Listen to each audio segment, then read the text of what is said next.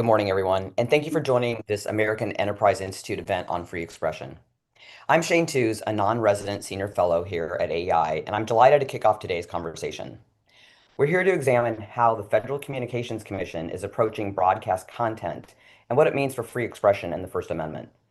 Today's panel will discuss the current challenges around the scope and limits of the FCC's public interest mandate and its policies regarding hoax distortion, the challenges of informal jawboning tactics, and that can influence speech and public airwaves.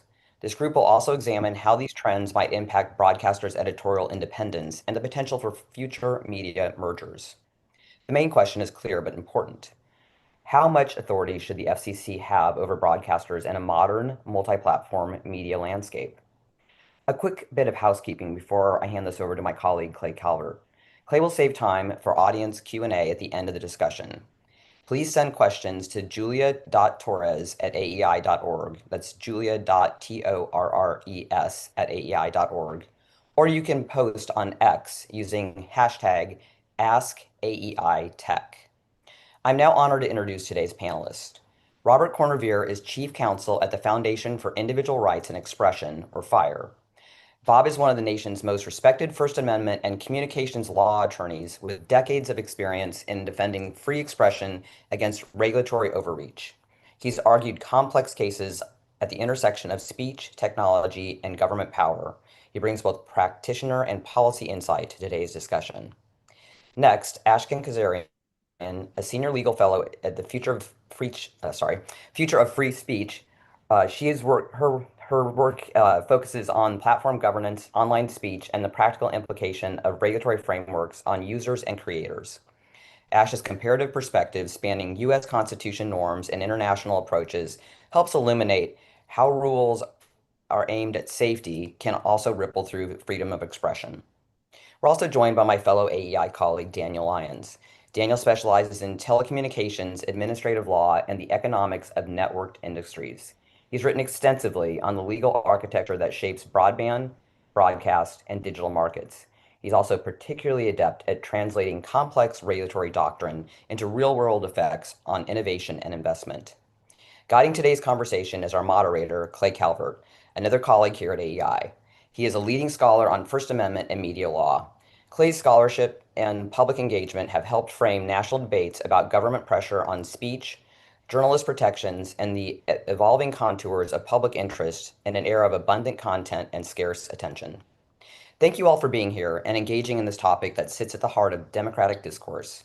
With that, please join me in welcoming the panel, and Clay, over to you. Well, thank you very much, Shane, and thank you all for joining us today on Zoom. Here's how we're going to proceed this morning in the brief hour that we have. After I briefly mention some content-based controversies into which the FCC and Chairman Brendan Carr have injected themselves, either formally or informally more often, typically via statements that threaten some kind of formal action later unless changes are made at a broadcast outlet.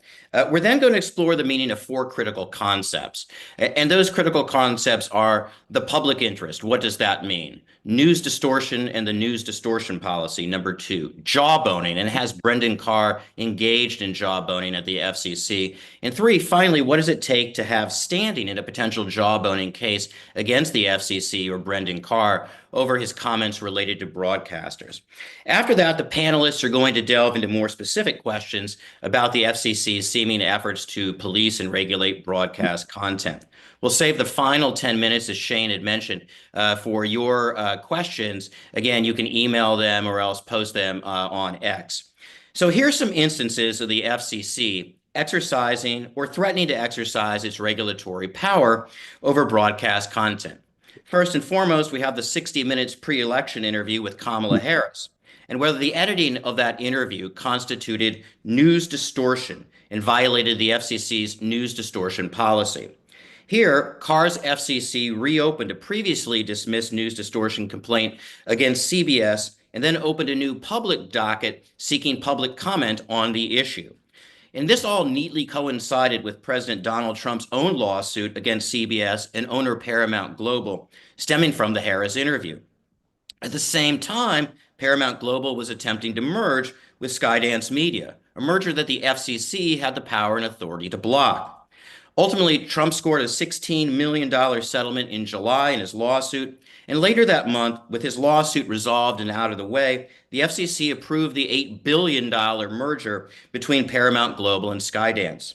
As part of that approval, Carr said the FCC secured commitments from Skydance to, quote, adopt measures that can root out the bias that has undermined trust in the national news media and, quote, enable CBS to focus on fair, unbiased, and fact-based coverage. Those commitments ultimately included installing an internal bias monitor or ombudsperson at CBS News. We've also seen Carr openly question whether San Francisco-based radio station KCBS violated the public interest mandate when it broadcasted live the location and car models of ICE agents who were conducting a search or a raid in San Jose, California. Carr also attacked coverage by CNN and MSNBC, cable outlets, over their coverage of the wrongly deported Kilmar Abrego Garcia. Carr stated, and I quote, Comcast outlets spent days misleading the American public, implying that Abrego Garcia was merely a law-abiding U.S. citizen, just a regular Maryland man. When the truth comes out, Carr said, they ignore it. Comcast knows that federal law requires its licensed operations to serve the public interest. News distortion doesn't cut it. And of course, we have Carr's statements on a podcast about ABC and Jimmy Kimmel's monologue following the assassination of Charlie Kirk. By way of review, Kimmel said this: the MAGA gang is desperately trying to characterize this kid who murdered Charlie Kirk as anything other than one of them and doing everything they can to score political points from it. Carr called Kimmel's remarks part of, quote, a concerted effort to lie to the American public and said the FCC was going to, quote, have remedies that we can look at. He added, frankly, when you see stuff like this, I mean, we can do this the easy way or the hard way. And that's the quote that's gotten a lot of traction, right? We can do this the easy way or the hard way. Quote, these companies can find ways to change conduct and take action, frankly, on Kimmel, or there's going to be additional work for the FCC ahead. That's what Carr said. Some experts said saw this as unlawful jawboning or coercion by the FCC to get station owners and ABC to drop Kimmel or censor his conduct. For his part, Donald Trump said the following last month about over-the-air broadcast networks and Brendan Carr. Quote from Trump, he says, they give me only bad press. They're getting a license. I think maybe their license should be taken away. It'll be up to Brendan Carr. I think Brendan Carr is outstanding. He's a patriot. He loves our country, and he's a tough guy. So we'll see. So with this background in mind and a little bit of an overview, let me turn right now to Bob Corn-Revere. And Bob, can you briefly discuss this public interest statutory mandate that broadcasters have to serve? What does it mean? What are problems with that? Well, thanks, Clay. That is the $100,000 question, isn't it? Because we've been hearing a lot about the public interest standard lately. It's something that Chairman Carr regularly brings up as if that gives him authority to micromanage content on particular stations and particular shows. It doesn't. It's a regulatory concept. It goes back to the initial days of radio regulation, adopted first as part of the 1927 Radio Act, and then later as the Communications Act of 1934. It is, as I say, a very general term, very general mandate to describe the overall function of the Federal Communications Commission. And it was adopted initially, really, it was lifted from railroad regulation, transportation regulation, because legislators at the time were looking for a concept they could use. So they simply pulled that out of, I think, the Transportation Act of 1920. And it related to expanding radio coverage to all parts of the United States, make sure that everybody got radio service. And the concept was derived from like extending railroad lines to make sure that they went to places where they were needed, and also regulation of the technical aspects of radio to make sure that there wasn't interference. In later years, it was extended to cover those parts of the FCC's mandate that govern regulation of content, but it was understood from the beginning that that regulation cannot impose censorship, that it can't be used as a justification for overall regulation of what radio stations and television stations have to say. As a matter of fact, Section 326 of the Act expressly prohibits the FCC from engaging in acts of censorship or imposing conditions that interfere with the right of free speech. And court decisions over the years have drastically limited what the FCC can do under the guise of the public interest, saying that the commission is required to walk a tightrope between the public responsibilities and the limitations imposed by the First Amendment. And so it is a very limited mandate and cannot be used as a blank check in the way that it's being thrown around right now by Chairman Carr. Okay. Well, thanks for that. Thanks for that overview on public interest and the history of it too. So we see that and how it may be being overused. Tied to that, Bob, if I can continue on with you, is this question of the news distortion policy. I understand it's not a rule, but we've seen it come up obviously in the Kamala Harris situation, as well as Jimmy Kimmel. So if you can talk a little bit about what that means, news distortion. Sure, news distortion, as you say, is not a specific rule. It's more of a policy. And it's an example of the kind of regulation that I was just referring to, where the FCC has some added authority over regulated content by broadcasters as distinguished from the government's ability to regulate traditional media or print. Um, it emerges originally from a 1949 policy statement that led to the creation of the Fairness Doctrine, which you've probably heard of, which for between 1949 and 1987 empowered the FCC to require that broadcast licensees cover controversial issues of public importance and to do so in a balanced way. Ultimately, a principled FCC chairman in the mid-1980s, and I should say a principled Republican FCC chairman, Mark Fowler, thought that the Fairness Doctrine was in direct tension with the First Amendment and initiated proceedings that led to the elimination of the Fairness Doctrine. The news distortion policies were an outgrowth of that. They essentially derive from the same root as the Fairness Doctrine. It's banged around as a policy first announced in 1969 during coverage or following coverage of the 1968 Democratic Convention, and basically says that news stations, news reporters cannot essentially make up the news. So in the context of the 68 convention, said you can't say a demonstration is taking place if you bring in activists or actors to stage a protest. Now, of course, the key thing that people forget these days is that the FCC, even in that context, in the coverage that they formed the policy and said, this is not news distortion. News distortion doesn't mean you get to micromanage newscasts. You don't get to engage in editing. It simply means if there's something totally fraudulent. And so for that reason, the news distortion policy is almost never applied. You can find examples. It's kind of like Bigfoot sightings to determine whether or not there's anything actually there for news distortion, and never for the kinds of things that we're seeing alleged as news distortion today. And so as a consequence, the real question for news distortion is whether or not it even can still constitutionally exist as a policy in the wake of the FCC eliminating the Fairness Doctrine, specifically questioning the scarcity rationale for broadcast regulation. It really is a relic of the past that's simply been dusted off and used, and I think we'll get into this, for jawboning purposes. Okay, excellent. Very good on that. Ash, let me move to you for a second here, and let's get into this concept of jawboning and the U.S. Supreme Court's 2024 decision in NRA versus VULO, which kind of makes the distinction. How do we define it when it's unlawful? Could you kind of cover that for us briefly? Of course. Thank you, Clay. So first and foremost, the word jawboning comes from the Bible. I'm not the best expert, but it's about Samson using a jawbone. And I think what it meant to translate to us now using that term had to do with you're using speech to kind of slay the enemies. The definition of jawboning, high level, that I would give is that it refers to informal government efforts to coerce, pressure, influence private actors to suppress speech or change speech in any way.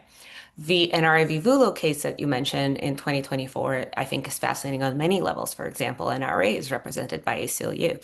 The facts are that there was a financial regulator in the state of New York that after the Parkland shooting have had some, I believe there were letters, there were even instructions on the website, but also meetings with those financial institutions. I believe it was insurance companies, but she also had jurisdiction over banks, where she would express her beliefs on gun control and then say that matters that were pending in front of her as a regulator can be resolved in the favor of those companies if they stop doing business with the National Rifle Association.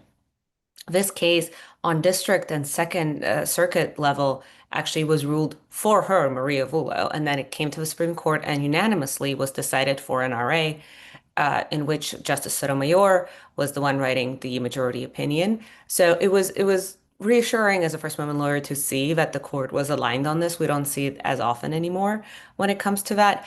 And if you take NRA v. Vullo, and then there were some precedents on circuit levels. There was Kennedy v. Warren. We also have Backpage v. Dar in 2015. That was, I think, Seventh Circuit, and then Kennedy was Ninth. Basically, the distinction that we can make and the test that we can use to differentiate and to assess if something is jawboning or not is, first of all, the words and their tone. The official regulatory authority over the message recipient, the recipient's understanding of the message, and then whenever the message refers to adverse consequences that will follow if the recipient does not follow the request.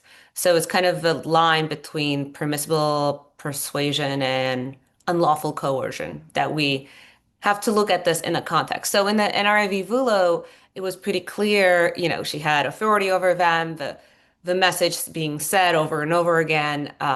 So I think that was a cleaner case when it came to facts. We've had a couple of other cases, and we had one in front of the Supreme Court that had a lot of very overwhelming facts that the court decided not to rule on based on standing, which was Murphy v. Missouri. I'm sure we'll get into that.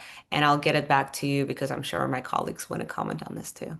Yeah, does anybody else want to chime in here on that difference between, as Ash said, permissible persuasion and unlawful coercion? There has to be some kind of threat of adverse consequences that if you don't do this, this will happen to you. And Vulo, because she had direct power and authority over these insurance companies that were possibly going to underwrite policies on behalf of the NRA, they basically said, okay, we won't do this because you're going to overlook these other possible regulations. Daniel, any thoughts on that before we move on to Murthy? Looks like Bob wanted to jump in too, but I'll say the line between persuasion and coercion is like a lot of things, right? In the abstract, it seems very simple, but the middle ground, right? Once you get between the two poles, the gray area becomes awfully hard to distinguish. It's important to recognize the government does have its own sort of First Amendment interest to try to persuade people of its viewpoints. How much persuasion become like where the permissible persuasion becomes impermissible coercion, right? At the polls is totally obvious. In the middle, it's not so easy to tell. And the more intertwined the government is in private sector behavior, the harder it is to identify the difference between the two, right?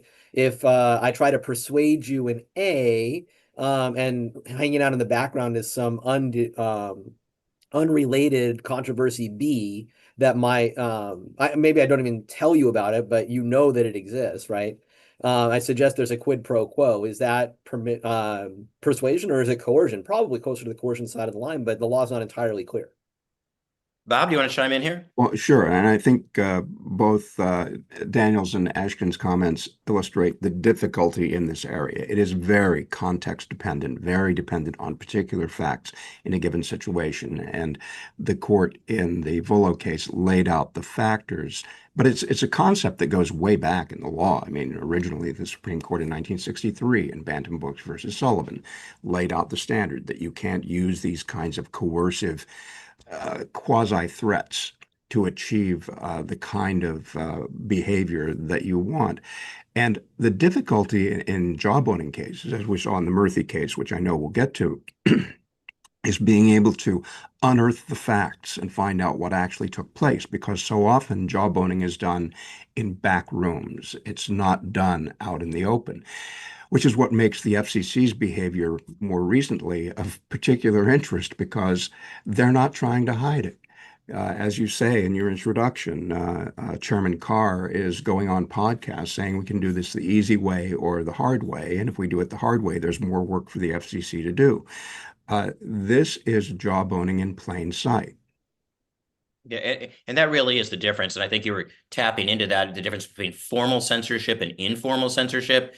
If, as Ash said, informal censorship is really jawboning, and formal censorship would really be a statute that actually comes out and says, okay, here's what you can and cannot say, or here are the rules of the road. The benefit, at least of the statute, is we know that it's done by a legislative body. There's back and forth. Bills are earmarked, they're marked up, and there's revision. It's all public. Typically, as you said, Bob, jawboning was done in secret. We didn't know. But this is very different, this case, where Carr is coming out and saying things explicitly on podcast. So maybe we should go now to Murthy versus Missouri, and the problems there in that case that the plaintiffs had in terms of trying to get standing. As you might recall, this was the case where several conservative plaintiffs claimed that the Biden administration was really engaged in coercion against social media platforms to make them remove conservative tilting content on things like mask mandates and vaccine policies. So Daniel, let me go to you on this one. Can you talk a little bit about Murthy versus Missouri, but also more specifically about what's it necessary to have standing? In other words, you got to have standing to bring a case in the first place, right? So I'll go to you on that.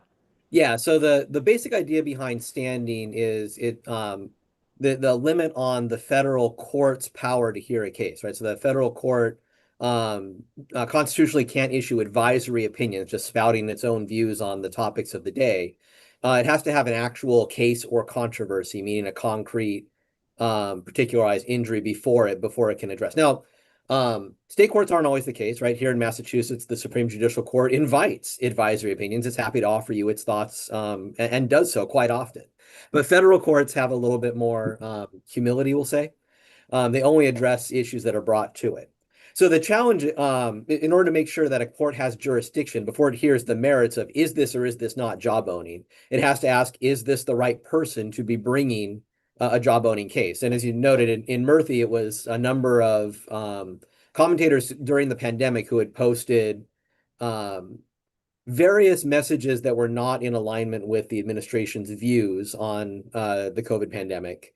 And their statements had been taken down from social media platforms, allegedly because the Biden administration had pressured those platforms to remove speech with which it disagreed. So the court said, before we can address whether coercion had occurred in this case, right, we have to ask, are you the right person to bring it? Because one aspect of the standing inquiry is this idea that the courts can't address injuries that result from the independent action of some third party not before the court. So in lay terms, right, that meant that there was a concern that because the speakers are the ones bringing the claim, that they were alleging that the government put pressure on the platforms to silence them, but without the platforms involved in the case, it was hard to tell ex ante, did the platforms remove these comments because the Biden administration told them to, or did they do it because they had an independent policy against misinformation that they were applying in a way that's in accordance with their own First Amendment right of editorial control over their speech platform? So what that meant how does that cash out, right? It means that, at least in that case, plaintiffs didn't have standing to sue unless one of the platforms was there alongside them, saying, and that was the missing middle. The other concern in that case was this question of redressability, because the speakers in that case weren't and probably couldn't have sought damages, even in the event that they won the case on the merits. All they were seeking was an injunction that this won't happen again. And in order to find that that injury was redressable, they have to show that there's a likelihood of future jawboning against them. Past jawboning, even if it was held to be violating their First Amendment rights, is only some evidence of future intent. It's not guaranteed that the government's going to do it again. So there are issues with both. Is this the right person? And is the court going to be able to solve this problem going forward? Okay, very good. And I think that maybe anybody else want to chime in before we leave that discussion a little bit of Murphy versus Missouri? Bob or Ash, you want to chime in? Go ahead. I'm just going to say a few important things that I add to the context of a Murphy case. There was a lot of discovery that was done, and there was some forum shopping when it came to the first level of litigation there. And then the judge, as a result of the forum shopping, was very eager to do a lot of discovery. There was some discovery that was fascinating and concerning to read, and then there was some discovery that was kind of nothing burgers, right? And there was also this unfortunate case that, I mean, even the justices during oral arguments have said to, I believe, Attorney General of Louisiana, or at least the person who was representing Louisiana, that, well, what you're citing doesn't exist. So I think that's important. When I said NRV Vulo had a very kind of tight, easy, clean set of facts, that's what I was talking about. Murphy was way more messy when it came to that. We definitely have seen some emails from the White House, from the Biden White House, that were a little concerning to the companies, treating them kind of like their lackeys. But also, it was just, I think, 600 pages of discovery or something. So when people cite it, I encourage everyone to go and actually look if that piece of evidence specifically exists, because there are a couple of times where people have cited things that don't exist. And another thing I wanted to mention was that during oral arguments, both Justice Kavanaugh and Justice Sotomayor had outlined that they, when they were themselves in the executive branch of a government, would talk to different private actors that carried speech all the time, including newspapers, and they had a right as the representatives of the executive branch to advocate for their position, right? What Daniel was saying. And I found it fascinating to kind of also add to the context of this. Back to you, Bob. Yeah, I would agree. All of those things are true. And it's sort of a case study in how these cases, when things are happening behind closed doors, can be very fact-bound and very factually messy. Something that further complicated Murphy, and just in interest of full disclosure, filed an amicus brief in that case in the Supreme Court in support of a finding that it was unconstitutional jawboning, but at the same time pointing out just how messy the facts were there. One of the messy facts is that two of the plaintiffs had been state AGs, arguing in a clearly politically motivated way that they could represent the people of their state who were affected by jawboning. And the irony of it was that both of these AGs routinely engaged in jawboning themselves, something that we pointed out in our brief, that the important reason why the court should find jawboning here is to stop actors like those petitioners. But in any event, it is messy in terms of connecting the dots and being able to show that this message by the government resulted in this example of censorship and that it would be redressable. And so that's why it is so context dependent, and why the decision in Volo was a much easier decision from the standpoint of having a court address it and issue an order that can actually redress the problem. So perhaps a cleaner, clearer, more direct case, Yes. less of a scattershot kind of approach that we saw in Murphy versus Missouri might work. And to add, let me say on you, Bob, while we've got that. So the FCC has long engaged in this practice that we call regulation by raised eyebrow, which sounds sometimes like it might, tend to lean into jawboning in certain situations. So can this practice of raised eyebrow regulation be reconciled with the court's decision in Vulo that we've just been discussing, the one from New York? well, I think it makes the regulation of raised eyebrow as an FCC practice much more complicated. And it's something that courts have reviewed periodically for decades. As I mentioned, the FCC's mandate makes it walk a tightrope between what Congress has authorized it to do and what the Constitution prohibits it from doing. And that balancing act, that tightrope, has been recognized from the beginning of radio regulation. And the FCC sometimes has exercised that by trying to act informally, trying to simply put informal pressure. And as you say, Clay, it has gotten the nickname regulation by raised eyebrow. If the FCC has the sniffles, suddenly broadcasters across the country start sneezing. And so it has been used in somewhat more erudite ways, like Chairman Newton Minnow's 1961 speech to the National Association of Broadcasters, calling broadcasting a vast wasteland, and then basically hinting very broadly that stations weren't going to have their licenses renewed pro forma, that they had to step up their game and do so in ways that Minnow would approve. And we saw it a lot during the Nixon administration. And so judges over time have looked at these raised eyebrow tactics. Very famously, Judge David Bazelon from the D.C. Circuit wrote a 1975 article called FCC Regulation of the Telecommunications Press that surveys jawboning and showed how the Nixon administration was using it and talked about the constitutional problems. And so the more the court has moved toward defining that line between persuasion and jawboning, as it just did in Volo, the more difficult it is for the FCC to get away with these kinds of informal tactics and arguing that they're just talking here, they're just giving speeches or whatever. And that's why I think the out in the open nature of the FCC's actions and Chairman Carr's statements of late really are a textbook illustration of the difference between persuasion and coercion. Yeah.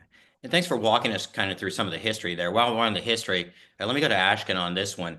Can you walk us through any historical parallels where vague regulatory standards, such as the public interest mandate or news distortion, were used to pressure or punish disfavored media voices, and how courts and the public responded when they did? We saw the public was outraged by Jimmy Kimmel, at least as I told somebody, to get people up in LA by 10 a.m. to protest is pretty amazing. Yeah, no, they only do that if there's like a yogurt shop closing.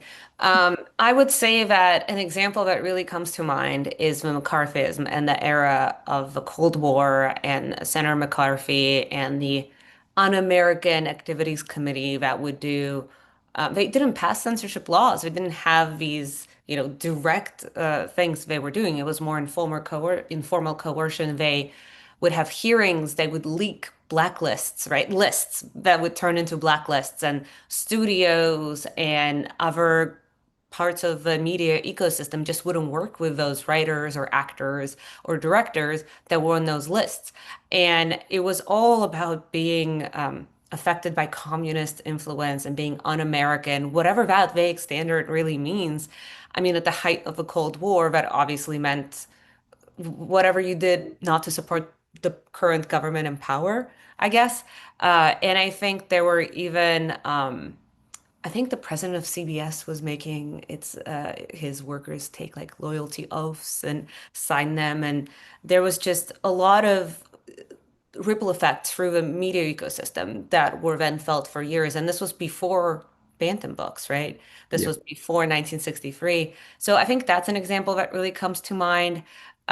Something that I do find, it's kind of related to Murphy, but I do find in more recent history, President Biden said that Facebook or Meta was killing people in the height of a pandemic.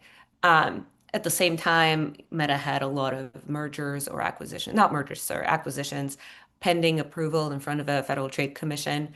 And that to me also was kind of correlated, right? When you're in a company and you're making decisions and you're being accused of killing people at the height of a really high, like worldwide crisis, that is informal influence and coercion. So I would definitely say there is no one in government on either side of a political aisle that hasn't maybe been part of this effort. I honestly don't know. Maybe if I was in power, I would do it too. Power gets to your head. Okay, very good. Let me, while we're trying to talk about history and where this power, the public interest mandate, that's a statute. But Daniel, let me turn to you on this. The FCC's power comes from the fact the Supreme Court long ago held, right, in cases like Red Lion Broadcasting, that broadcasters have fewer First Amendment rights than the print media, and now we know today also fewer First Amendment rights than even cable or the internet. Are those old cases still good law today? Is this kind of a slender reed upon which Brendan Carr is resting all of these charges and regulatory possible overreach here? Yeah, it's a really good question, and one I think Bob kind of hinted at a little bit earlier, right? So, Red Lion was a case testing the constitutionality of the fairness doctrine, this idea that if a broadcaster presents a controversial issue, it has to present both sides of the issue upon request. The Supreme Court had held that this requiring both sides to be put in was not a violation of the broadcaster's First Amendment rights of editorial control because the broadcasters were using spectrum, right, the airwaves in order to communicate. And spectrum is a scarce resource. There's not an infinite amount of it. And therefore, if we're going to use it in order to engage in broadcasting, there's a space for the government to say you have to use this scarce government-owned resource in a way that makes sure both sides are heard. There's been a lot of I guess it's important to note a few things about this. One, assuming Red Lion is good law, the rationale was sort of a classic like speech, more speech statement, right? So Red Lion at most would say, if you're presenting one side, you present the other. It's not really a standard for censoring a viewpoint, right? As opposed to saying, make sure that you add the other view as well. The Red Lion court itself made clear that if, in fact, this had a chilling effect, right? If in order for me to say one controversial thing, I have to have an opponent on the other side. That might cause me as a broadcaster not to engage in controversial issues at all, right? It might chill my speech completely. The court said, we'll leave it open. If that winds up happening, right, then we'll reconsider this question about whether the fairness doctrine is constitutional. And that's exactly what Chairman Fowler cited in 1987 when he decided to repeal the fairness doctrine completely, right? That the FCC's sense was that it was discouraging broadcasters from covering newsworthy and controversial events. And so it was, in fact, chilling a First Amendment rather than encouraging more speech. So because the fairness doctrine was repealed, there's never been a chance for the court to revisit Red Lion. There was a time in the mid 2010s when it was pretty clear that Justice Thomas had been on record as saying Red Lion is bad law in his view. Justice Ginsburg had said Red Lion was bad law in her view. So you had the two poles of the court united that Red Lion would not survive challenge today. I'd hope that we could somehow gin up a suit that would allow the court to slay that beast for good, but it never came up. So it's kind of one of those things that's hanging out there. Most scholars, I think, would have said if it comes before the court today, it wouldn't stand. I think I would have been more confident of that 5 years ago than I am today. I don't think you have 5 votes on the court to uphold it, but I'm not as confident as I once was that it was unanimous. Bob, what are your thoughts on that? The whole notion of spectrum scarcity, is this even valid? Well, two things about that. One is the question is whether or not the scarcity rationale that has been used was ever a valid reason for justifying content regulation. Something that I explore in my book that basically was a manufactured rationale and has held sway in the courts. But as Daniel points out, I mean, even the Red Lion court said that this is not an immutable finding, that if we later find that it has had a chilling effect, we can revisit it. Later on, the court said that the finding in Red Lion was based on the state of technology in 1969. Congress, later in the mid-90s, when it was adopting the Telecommunications Act of 1996, found basic findings to justify the 96 Act was that the scarcity rationale was no longer valid. And so there's a real question of what the courts would do. I tried to gin up a case in the 80s. Actually, my first Court of Appeals case tried to raise that question, but so far we haven't had luck. But even the Supreme Court has said on a couple of occasions that, for example, in the League of Women Voters case in 1984, said that if a signal is sent that we need to reconsider this, we're willing to do that. As I say, the FCC tried to do that in the Fairness Doctrine proceeding, and as Daniel pointed out, a number of justices have raised questions about whether or not it would be upheld. So I think if the scarcity rationale were put to a test, that it would be very tough going for the FCC. Okay, very good. Ash, you want to say anything before we move on? Okay. We've only got about 10 minutes left before we get to questions, and we haven't even gotten to Jimmy Kimmel, which I know many people probably want to hear for another monologue or routine. So with this one, let me go to Daniel on this. There were a lot of different players involved in the Jimmy Kimmel controversy. You had Carr, Kimmel, ABC, and then you had local owners of stations, both Nexstar and Sinclair. And I know Nexstar was considering merging right now, right, with Tegna, another owner of stations, to throw that into the mix. So can you please break down for us the speech issues, the various speech issues that were at play, Kimmel's speech rights, ABC's, et cetera? Yeah, so really quickly, right? The easy piece of this is potential controversy between Kimmel and ABC, right? Kimmel, nothing ABC did violated Kimmel's First Amendment rights. When he's on the air, he's speaking on behalf of ABC. It's ABC's speech in a sense. ABC can decide what it does and does not want to carry on its airwaves. The more difficult challenge is, what if Kimmel decides he wants to sue Carr or the FCC, right? And that's where the standing issues in Murphy come in play. Because like the speakers on the COVID topics on platforms, right, there's a real question about whether when ABC suspended Kimmel, did they suspend Kimmel because of Carr's statements or because of some independent private business reason, right? They were getting pushback from advertisers, they were getting calls from viewers, and they were getting pressure, obviously, from Nexstar and Sinclair, which had chosen already to preempt Kimmel on their local affiliates. So Sinclair and Nexstar may have had their own concerns about government relations that influenced their interactions with ABC, but that's a different question, right? So if ABC joins the lawsuit against Kimmel, it gets over some of the standing problems, and then you have this question about on the merits how Volo applies. Is this jawboning or not? But if ABC doesn't join, it makes it a lot harder for Kimmel to sue on his own. And that's sort of the classic problem with it, highlights a problem with Murphy, right? That Disney or ABC would be really valuable as a plaintiff, but the coercion against ABC is exactly the reason why they're not going to be a plaintiff in this case. And Kimmel winds up being the sort of sacrificial lamb in the scenario without a good leg to stand on. Now, I'd say Kimmel's probably in a better position than the Murphy plaintiffs were in showing a connection between what he said or what the government said and the action. But I still think it would be an uphill battle for him. In terms of the language, and I'll follow up with you on Daniel on this one, where Chairman Carr says we can do this the easy way or the hard way. Does it get much more simple than that in unpacking if that's coercion or not? And then he adds the part about we might have more work to do on this, right? So. Yeah, it's been intriguing to me to watch Carr kind of walk back those comments after the Kimmel went back on there. No, I wasn't threatening to take away a license or anything. I was just saying somebody's probably going to complain, and so we're probably going to have some work to do to process that complaint. It's clearly not what he was saying on that podcast. When you invoke New Jersey mob language, the reasonable person is going to interpret it as a threat. I don't think it was as direct coercion as you saw in Volo, but it was pretty close. And what did you think about that while we're on it? And anybody here, Bob, and Ash can chime in, please. You know, you had Ted Cruz actually coming in and trying to do this bad Italian accent of a mafioso, right?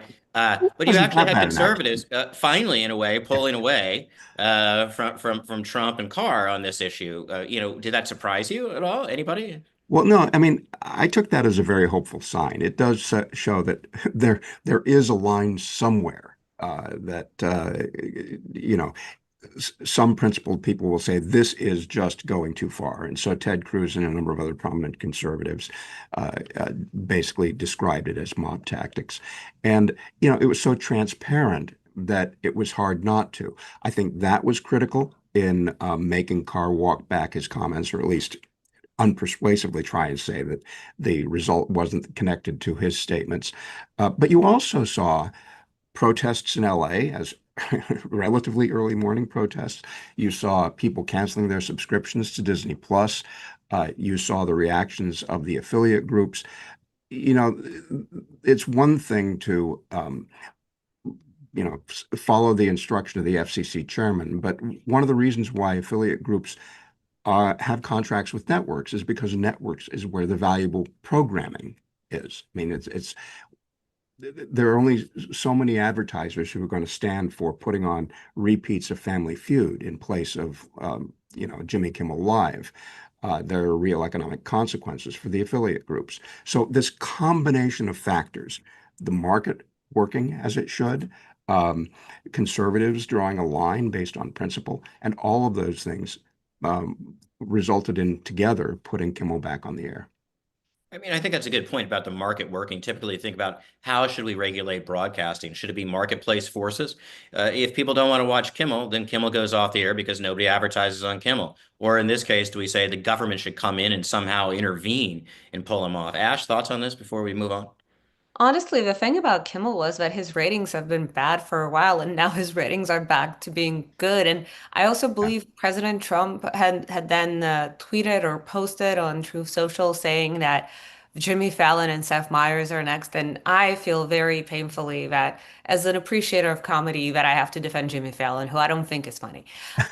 And yeah, I think what's important here, though, is that it took a high-profile case to get Senator Cruz and I believe Senator McConnell also a week late, but said something. And that's the bad part, good and bad, right? Like it's good that they said something, but also there's so many examples of jawboning that we're seeing constantly happen on a weekly basis that I would have preferred if Republicans who in my at least memory used to be very pro free speech stood on principle over and over again. So it's on one hand, yeah, that's nice, but on the other hand, I don't know if it's affecting the big picture. Well, yeah, and it's ironic to remember those principled conservatives who in the past got upset about the White House yelling at social media platforms or sending them mean tweets, that somehow that was intolerable government censorship, but somehow this was okay, which is why I took this as an encouraging sign to say that at least we know there is a line. And I agree with you, Ashkin, that there are many examples of jawboning that we're seeing, but this is one that was particularly stark and particularly well understood. And so it made it, I think, really easy for people to understand why this crossed a line and why this constituted unconstitutional jawboning. When Ted Cruz pointed out, you don't have to be a principled First Amendment person to realize that this is leaving a loaded gun on the table for when the White House inevitably changes hands, right? That's right. At the end of the day, like his concern was this is if you don't think a Democratic administration is going to point to this event when it tries to silence conservative viewpoints, you're wrong. And Ashton, can you talk about this? Is this a blueprint now? I mean, as I like to say, when Justin Timberlake, what goes around, comes all the way back around. Is this going to come back around to haunt conservatives down the line when a Democrat, whether it's 2028, 2032, somewhere down the line, becomes president? I'm not sure if you gentlemen will get this reference, but maybe someone who's listening will also get this Justin Timberlake quote that says this is going to ruin the tour. I think this is going to ruin the tour. I think the issue here is that neither party are standing on principle. They have double standards when it comes to these things. And they immediately, the second they get in power, forget that. I'm finally seeing Democrats and also, to be honest, liberal academics and some of the liberal, not all, some have been on principle, but some of the liberal organizations now come back to the free speech fold and be against jawboning. But then they Welcome were back to okay the with party. it. Right, just Yeah. 2 years ago. And it gives me A, whiplash and B, frustration because First Amendment lawyers have been standing here in the middle and being yelled at all the time.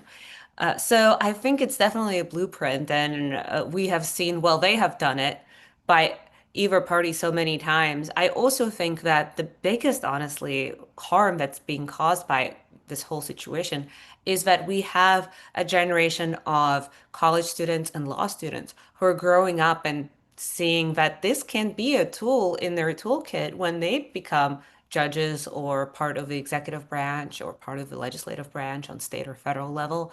We're normalizing jawboning, and that's what I'm worried about the most.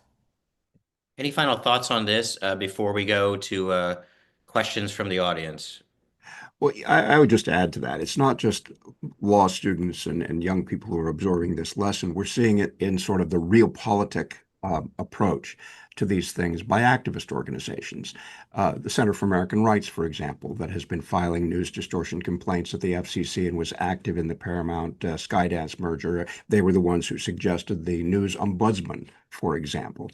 They are making what I think are comically incompetent arguments under communications law for these outcomes that they prefer politically. And yet, because they have a receptive chairman, they are getting traction in making these arguments.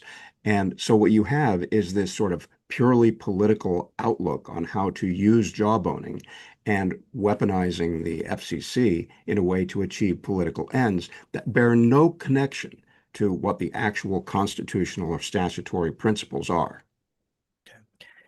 Just a chance to plug a book for Bob Corn-Revere here. This book is several years old now, but it's a great book. The Mind of the Censor and the Eye of the Beholder. It's a great history of censorship across the ages, not just at the FCC. We learned that the SS Minnow from Gilligan's Island was actually named after Newton Minnow. Different spelling, but nonetheless, great tidbits you can pick up along the way. So I highly recommend it. Let me go to a question that has been chatted in here. It says that Brendan Carr has repeatedly said his actions are justified by and rest on legal precedent created by the previous FCC. And he cites the proceeding on Fox's WTXF Philadelphia installed Sinclair license renewals as examples of what he says were the same behavior by prior FCC Chairman Jessica Rosenworcel.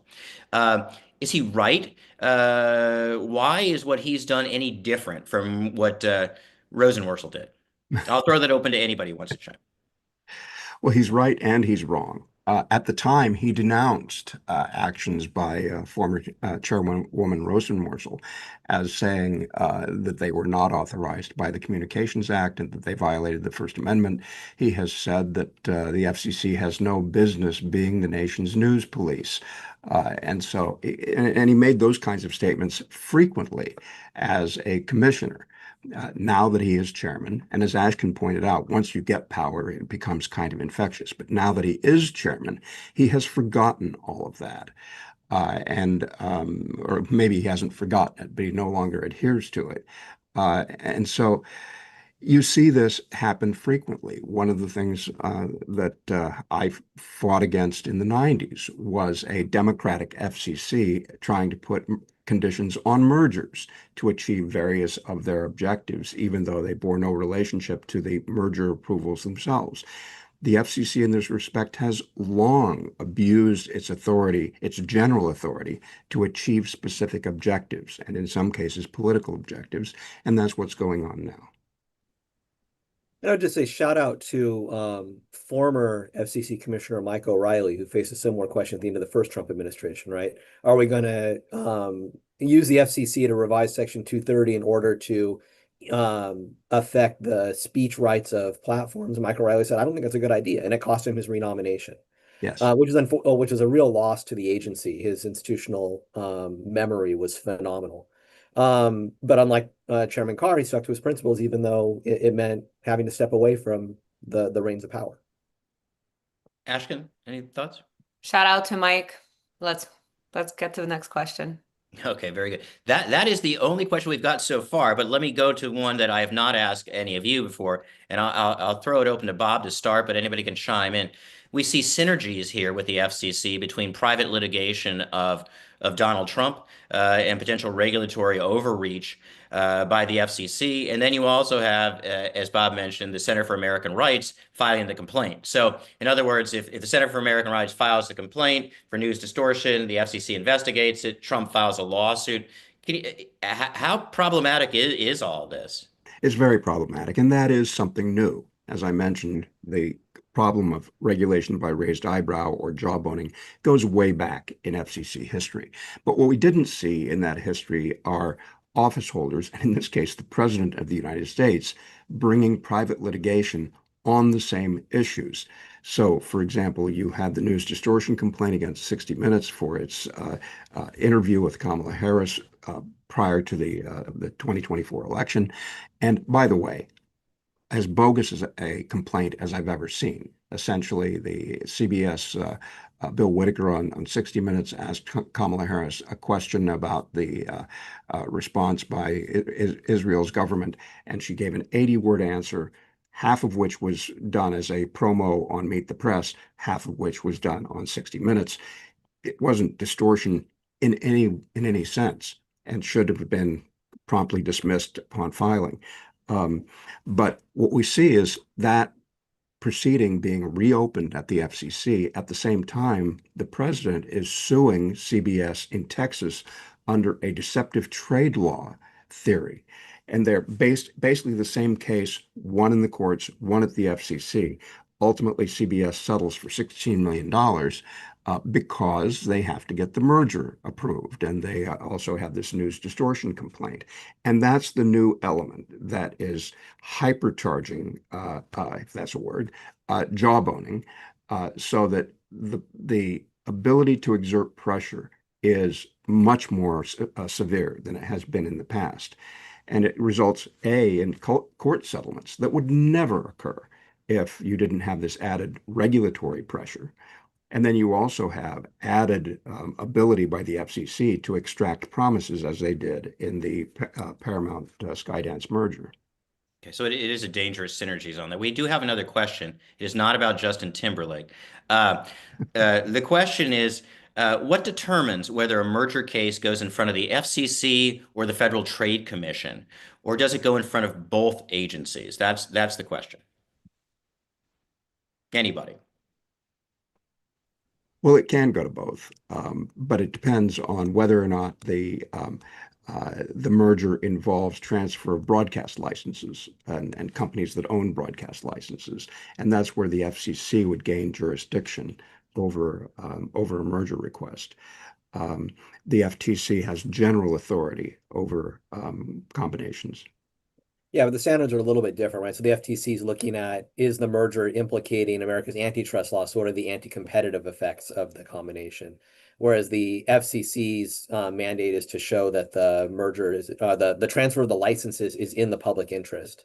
And as Bob points out, the power to hold the licenses has historically given the FCC the power to add a whole bunch of conditions to a merger completely unrelated to the question of whether these licenses should change hands or not. That's an area that has long been in need of reform, the FCC.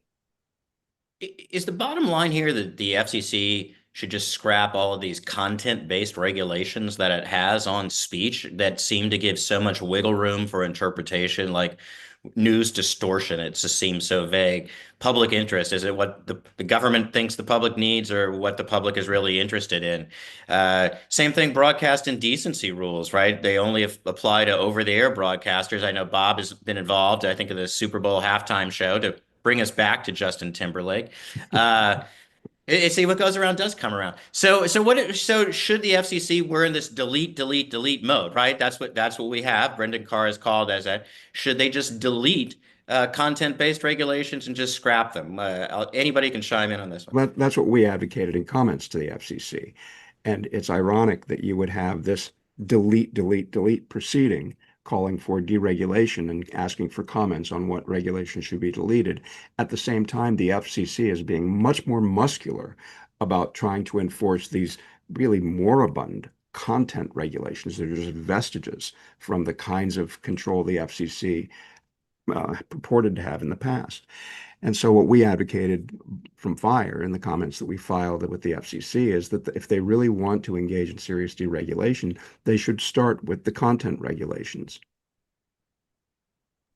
I'm going to Daniel? be quick. Yeah, Sorry, I'll be very quick. I'll just say, whatever, if anyone from FCC or FTC is listening, whatever you think is winning, or you think you're winning right now because of these actions, I do believe that most people who are public servants actually are doing that job because they believe in the republic and believe in democracy. And so winning short term is never going to lead to winning long term. And I just want to say that. I hope someone else has said that to you. What feels good as a very momentarily high of not approving a merger or getting a company whose owner you don't like to settle is going to have negative effects on the democracy and on free speech. And we're already in an Overton window when free speech norms are shifting. And if you don't want to be part of what contributes to that, maybe stop. I think that it's a great way to close this conversation because it pulls us out into the bigger picture and the long term and what's really going on and takes us out of just Brendan Carr and the current FCC, but to everything that's going on in the situation. So let me thank everyone very much for participating today. Ashkin, Bob, Daniel, and Shane Tews. Thank Julia Torres also for helping to coordinate this with AEI. So thank you all very much for joining us today. Hope you learned something out of this.